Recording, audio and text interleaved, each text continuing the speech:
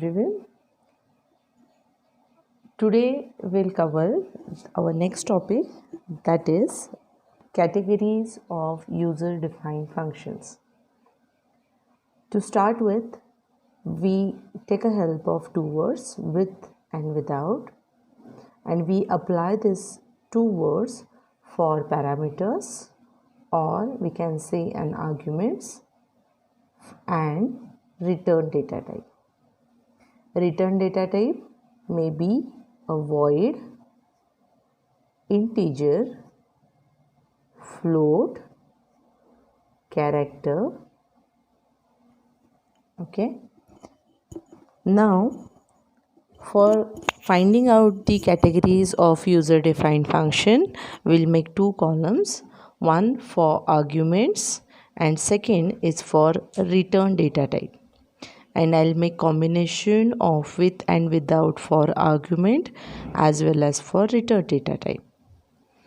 After that, here we find total 4 categories, that is without argument, without return. That would be our first category. Second category, with argument, without return. Third category, without argument, with return. And last more, with argument, with return. So whenever we think about the categories of user defined function, we'll get total 4 categories: without argument, without return, with argument, without return, without argument, with return, with argument, with return. So before moving further, for detailed explanation of this categories, first we'll see the simple C program structure, in which everyone knows that two blocks are very important. First one is a hash include stdio.h, which is nothing but header file or preprocessor directory, and next would be your driver function, that is nothing but a main function. So this is a simple C structure block, and now using these two blocks we'll see the next part which is required for writing user defined function. So the next point is style of including or writing user defined function. So here it includes total 2 types or style.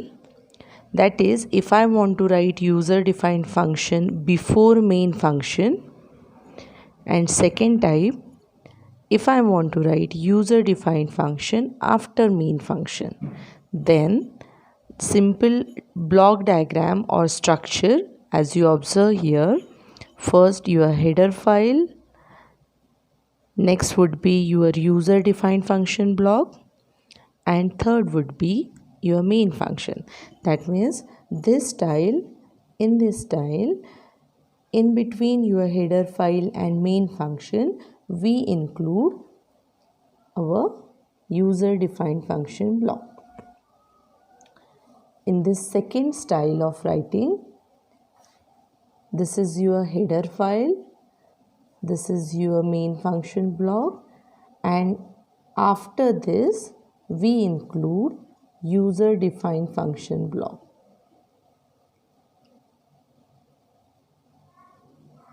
Okay, so these are two styles of including user defined function block. Okay, now the next part is